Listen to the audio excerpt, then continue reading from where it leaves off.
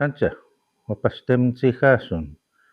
My name is Whitehorse, and today I'm going to be talking to you about the 13 moons because a lot of people ask me about the teachings behind the 13 moons, and at times it's difficult to fully describe uh, Nihiawiwin or the Cree ways with the teachings behind the 13 moons.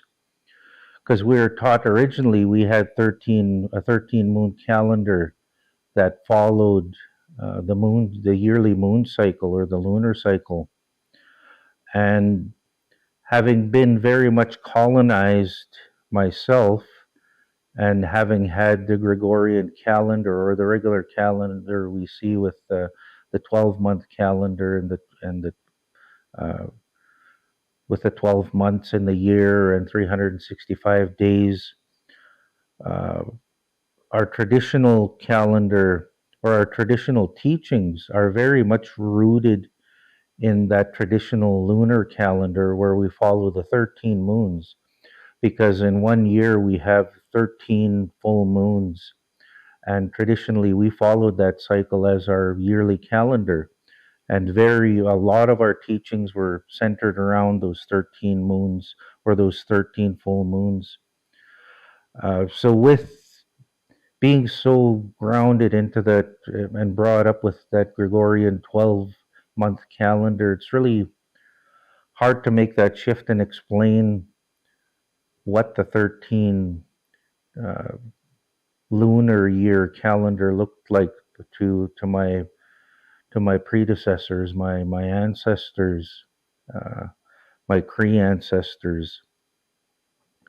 And with that 13 full moon, although the Gregorian calendar doesn't follow it, it does make an attempt to try and change the calendar to fit uh, crudely around those 13 lunar cycles, and that's where we see the leap year come in, and we gain a day every 4 years just to try and shift that Gregorian calendar or our standard calendar back to fit closer to those traditional 13 lunar moons, uh, to realign the calendar with seasonal changes.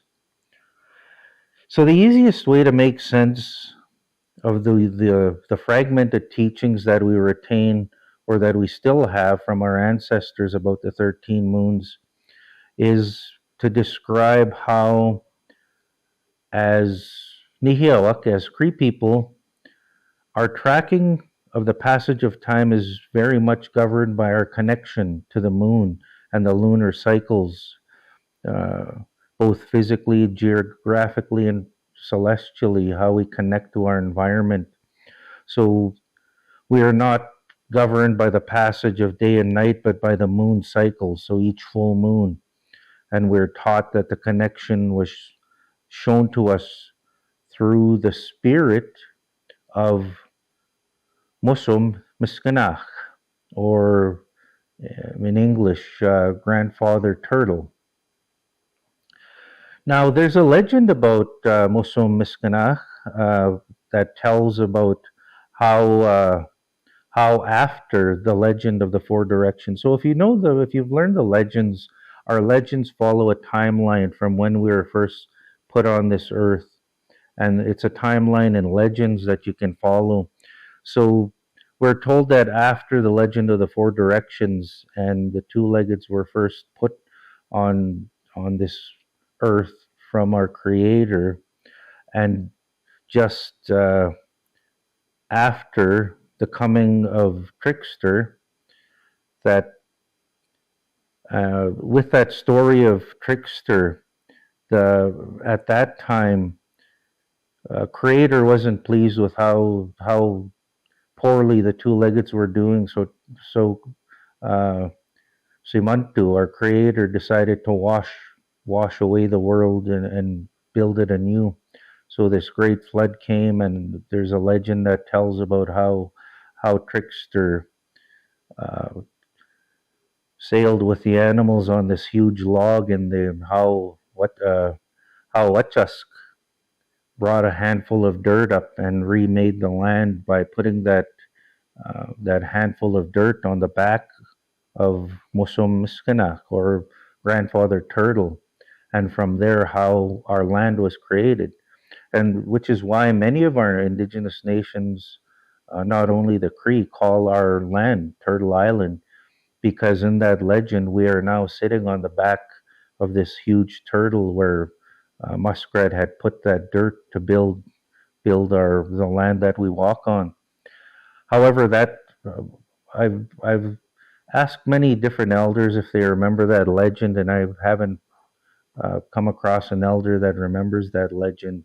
So unfortunately, we just got pieces of that legend, but we still get the idea of how that legend came to be. And we're told that when, after Wetask had put this dirt on the back of this uh, Muso Miskanak, or this grandfather turtle, and the land was made, that we're told that how the two-leggeds were given a second chance, and they were again put on the back of this huge turtle where the land, which was now our land. And we were taught that in order to help us survive better and to plan and to be more successful on this world, we were sent to follow teachings, uh, which were represented by the trail that was laid out on this turtle, that followed the cycle of the moons. Because on almost every turtle, if you look at the turtle, and this is true for almost every turtle, the larger plates on its back, there are all turtles have 13 larger plates on its back. And for indigenous people, we see this, we were taught that this is the reminder uh, of that time we were put on the back of this turtle, and how these moon cycles we're supposed to follow was going to help us to be successful and live healthy and happy on this land. So on the back of the turtle with the larger plates, we see 13 plates representing each of the 13 moons. And then on the outer edges of the turtle's back, almost every turtle will have 28 smaller plates surrounding the 13 bigger plates. So we were taught that this representation is, of course, the larger plates representing each full moon, each of the 13 full moons, and then the smaller plates, each one representing one day between each full moon, because we have 28 days in between each full moon. And we're told that this is represented on the back of Kahkiao Miskanach, or all turtles, to this day. So unfortunately, we've lost that legend about Musum Miskanach, and those teachings on how that how those teachings were passed on to two-leggeds. And hopefully one day we can reclaim that legend as Indigenous people. But we're told that on the turtle's back shows us the pathway to 1 year, and to follow that pathway, and we'll be able to interact and predict our environment, and understand our environment better with the changing of days and with the changing of each lunar cycle, or the changing of each season. And this is how we're connected to the turtle. So, of course, that that teaches us that in a lunar year, there are 28 days between each full moon, and in a lunar calendar, there are 13 full moons in each yearly cycle.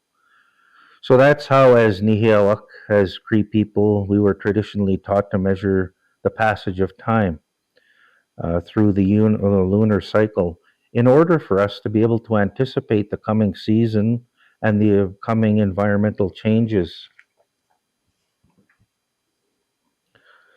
So I've asked many different elders and knowledge keepers again if they remember that legend, and like I said, hopefully we can one day uh, reclaim that legend. So this brings us to the 13 moon traditional lunar calendar. Uh, with our very first moon, uh, it's the very first moon in our lunar calendar we call Mantupism, or God's moon. So with this moon, we're taught to focus deeply on Wahkohtuin and Wahkohtamuin. So with each moon has a special teaching behind it and a special energy that our our grandmother moon, Nohom Tipskau Pisum, our grandmother moon, gives to us through her healing rays.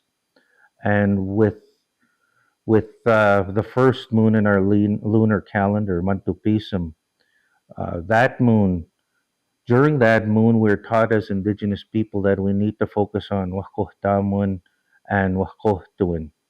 So that's our Wahkohtuin is our connections to our relatives, our immediate family, our brothers, our sisters, our grandparents, that immediate family, our uh, Wahkamaganak, our family.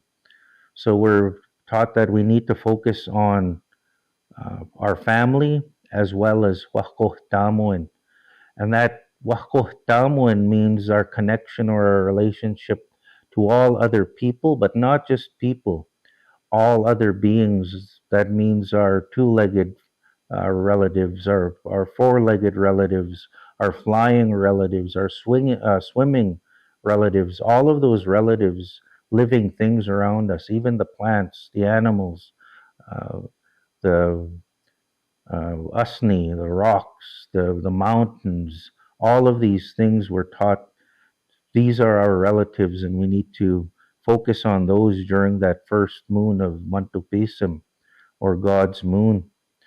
So with Wahkohtuin, we are reminded during this moon to look closely at our family connections and the connections we have to our close relatives, our brothers and our sisters, our parents, our grandparents, and to try and strengthen or build on those connections during this first moon of Mantupism.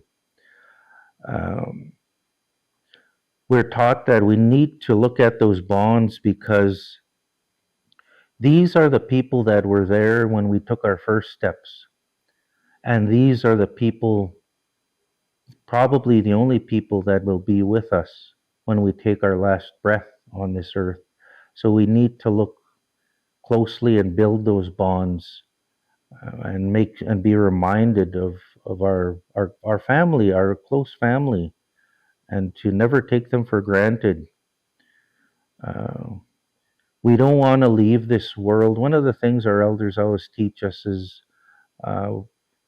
uh, in the TP teachings, we're taught that in our last stages of life, the last thing we want to leave this earth with is regrets. So during Mantupism, God's moon, we want to focus on our family, our close family relations, because we don't want to leave this world with any regrets because we'll take those regrets with us onto our next existence. So our elders teach us don't have regrets, especially when it comes to close family members. With Wahkohtamun, we are reminded during this Mantupism, or this first moon, to take a step back from everything and look at our connection to everything around us. All of the people in our lives, look at the connections we have with them and how strong they are or how weak they are. Look at our connections to the living world around us. Look at our connections to the animals. Look at our connections we have to the plants or the trees, to nature. Look at our connections. So if we find we have little or no connections to our relatives, the plants or the trees, then we're reminded during this moon to try and strengthen those connections and try and go out in nature a lot more and rebuild that wakohtamo and with our brothers and sisters, the plants and the trees and the animals. and to take a good look at where we fit in this world during this moon, Mantu Pisum, the first moon.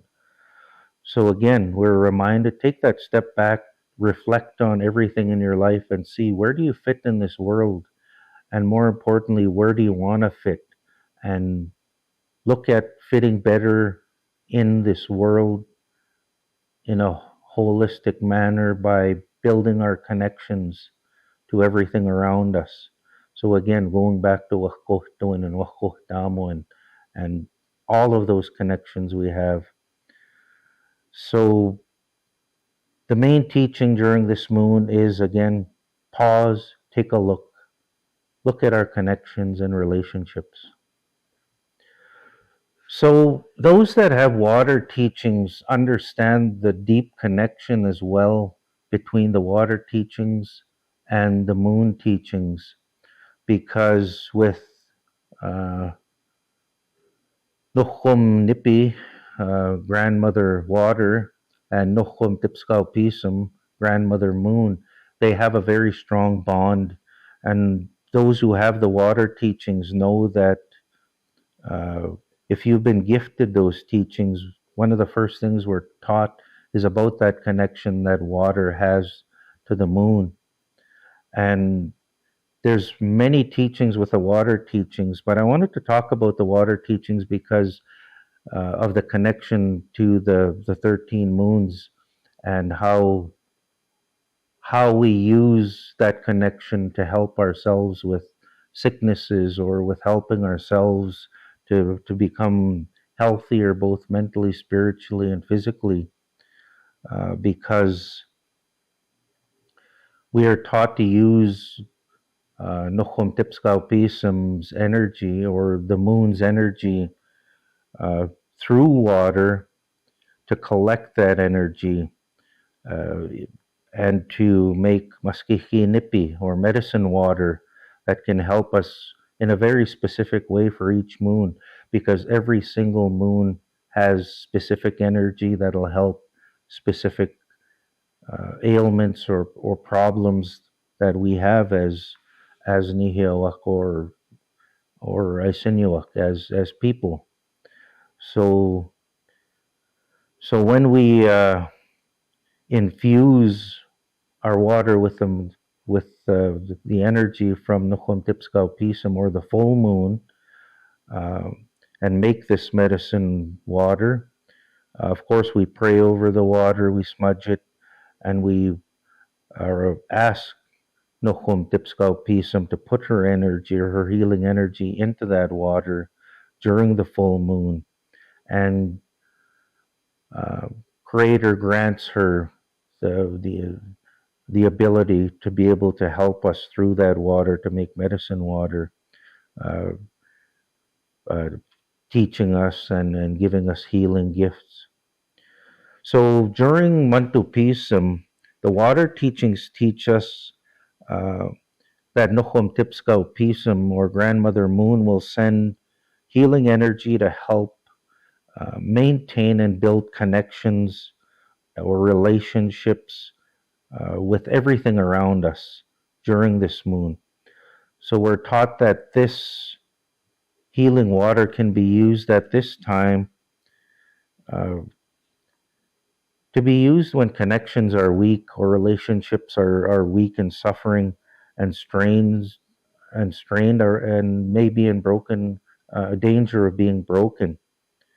So the medicine water we collect at this time was often collected and used to make maskiki nipi healing water to help people uh, getting past old family feuds or feuds with friends, or helping couples who may be having difficulty in their relationship to help them build their relationship and have a stronger connection. So the moon water we collect during Mantu Pisum was specialized and used specifically for that. So those are all the teachings that I have around